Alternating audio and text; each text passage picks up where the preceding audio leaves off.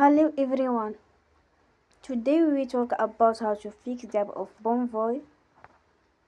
We will go to settings. Then we click on apps. After that we will search the app Bonvoy and we click.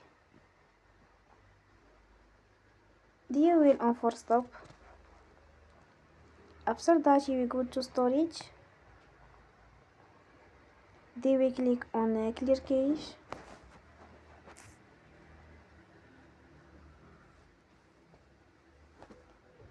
You will go to Play Store and you will update your app. Don't forget to support us by like and subscribe.